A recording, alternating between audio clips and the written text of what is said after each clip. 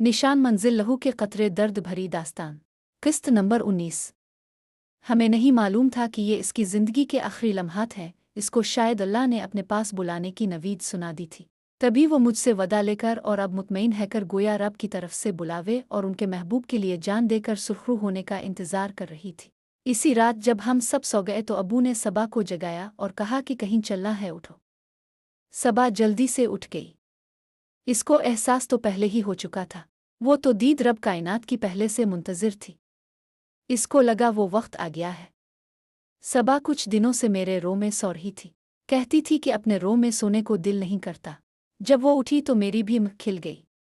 बस कुछ गुनूदगी सी बरकरार थी। मैं नासमझी की सी कैफियत में इसके चेहरे की हैरत अंगेज़ चमक देख रही थी। वो जल्दी से उठी, वुज़ू करके आई, 2 नफल पड़े और बड़ी सी चादर पहनकर बाहर निकलने लगी। तब मुझे होश आया, लेकिन मैं ना समझ सकी कि वो कमरे से बाहर जा रही है या घर से बाहर। मैंने कहा, कहाँ जा रही हो? उंगली से आसमान की तरफ इशारा करके कहने लगी, उनसे मिलने, और कमरे से निकल गई। मैं समझी शायद कमरे से बाहर जाकर नमाज पढ़ रही होगी, क्योंकि रात को उठकर अल्लाह के सामने रोना विज़री करना इसका मामूल था। कमरे से निकलते हुए इसने मुझे अलविदाई अंदाज में हाथ हिलाया, लेकिन मैं ना समझ सकी। इसकी आंखों की चमक उलूही थी, वो चमक मुझे आज तक नहीं भूलती।